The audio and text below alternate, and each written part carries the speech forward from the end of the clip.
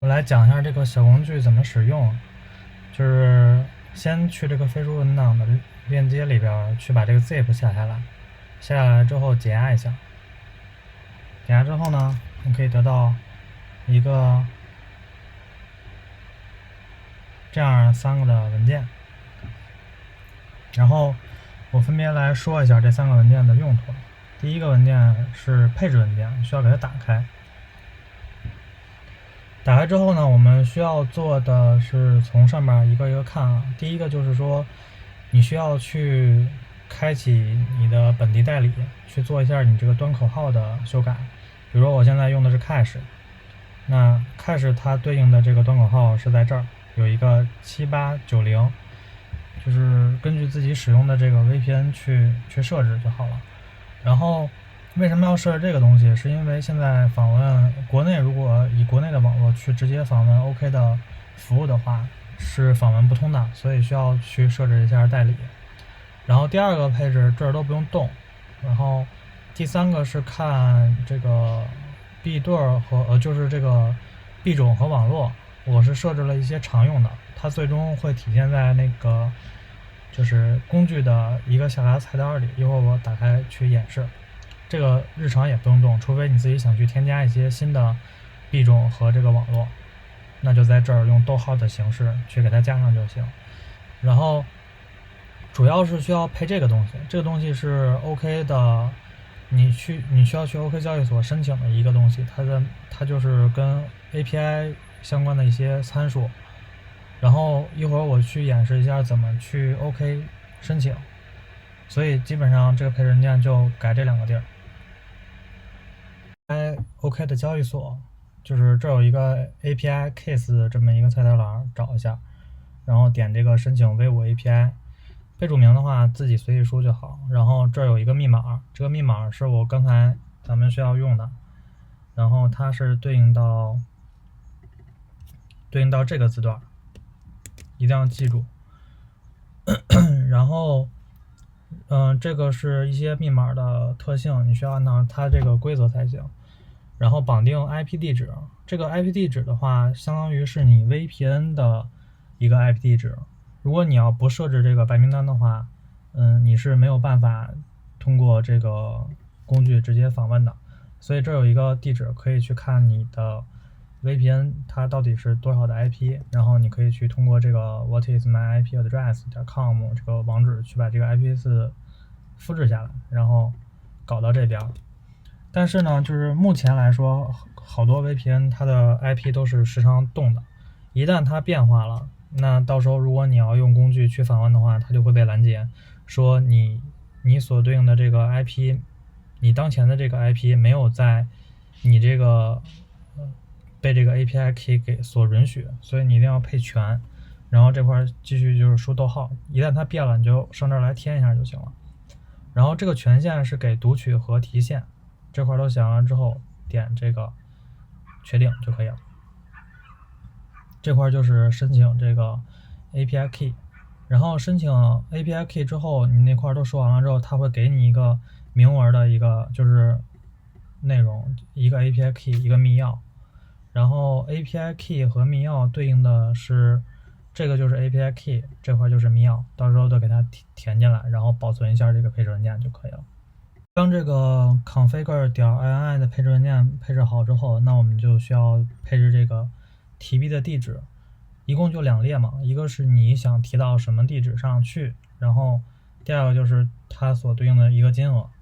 就是这么个东西。但是这里需要注意的一点就是，你这个提币地址一定是你需要在 OK 的交易所里设置好的这个白名单。如果你要这个地址不是没有在 OK 的这交易所里边设置那个地址白名单的话，它也是提不出去的。所以 OK 对于 API 这块的使用来说的话，它是做了一个很好的安全性的校验。一共有2点，一个就是说，首先你使用 OK 的这个，就是我现在写这个工具，它必须是你要先去配置你当前这台电脑环境的一个 IP，它这个 IP 的白名单一定要跟那个 API 的所对应上，它才能让你用。第二个就是这个提币的地址，它一定是你在交易所里边去配置好的这种白名单，它才让你提。如果你配了一个不在那个白名单地址的一个地址里，你想去提币，它是不允许的，就是程序最终会给你返回来一个报错，人家接口也不让，基本上就是这么一个逻辑。所以安全性来说的话，其实也不用考虑所谓的什么盗号风险，我会不会说把你的 API key 什么的盗了，然后从而去盗你的钱，这些 OK。通过这刚才我讲的这2点 ，OK 都已经帮忙全部拦截掉了，所以不会存在所谓的资金就是交易所的资金盗窃的这种风险。使用这个工具，这个地址的配置的话是在这儿，这不有一个地址白名单吗？然后点一下更改，点新增，然后选到自己的网络，随便选一个都行，然后加上你的地址备注，把这2个一定要勾上，然后点确定就可以了。这个配置文件和这个提币地址都配置好了之后，双击中间这个黑色的东西，然后点一下 OK， 它就会弹出来这样一个框，然后这个框全程不要关，除非你退程序之后，你可以把它关上。这块就等它自己打开就好。一般第一次打开就稍微有点慢，它会去加载一些东西。好，出来了。于是乎你就会看到这样，就是这个后边的框给它缩小就行。这个小工具就长这样子。然后配置文件中有一些币种和网络，其实刚才说的就是这块下来框对应的。如果你第一次使用的话，你可以选择一个 L2 的网站去测试一下，提一下1刀，然后去做一个测试，看看可不可以。然后提币间隔的话，它的意思是说，当你的 Excel 文件这块第一个地址申请提币之后，间隔多少秒，它会去做第二个地址的这样的一个提现的操作。所以说这块系统默认设置了一个间隔5秒，就是如果你不填的话，相当于从第一个到第二个，它中间会隔5秒。但如果你要是写5秒以下，它其实还是5秒，就是目前设定的是最快的2个地址的间隔速度都是5秒。然后你要是设长一点也没有问题，比如说设60秒，对吧？然后设完之后点提币就可以了。然后它这个如果第一个申请提成功之后，到时候会弹出来一个哪个地址成功的框，紧跟着这个工具应该就会进入一个休眠的状态，系统可能会提示它卡死，这会儿就如果出现这种情况就不用管它，就等着它这个间隔到了，它自己就会执行第2个。对，基本上就这么一个逻辑。后说一下关于安全的东西，刚才讲的时候也说到了，安全其实 OK 已经做好了，就是首先第一个是你的就 OK 申请的那3个值不要轻易的提供给别人，自己留好就行。然后第2个点就是，即使它假如说真的泄露了，那也没有关系，因为还有后边2道防护的机制，一个是 IP， 就是 IP 白名单，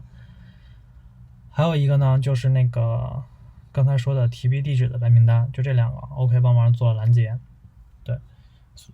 如果说你那个 key 就是那些申请的值真的泄露了，那你可以去交易所给它申请，就是删掉，然后重新申请一个就可以了，这样就保证了一个安全性的这么一个东西。以上就是一个这个小工具的相关配置，然后如果使用中有问题的话，可以来联系我。就这样。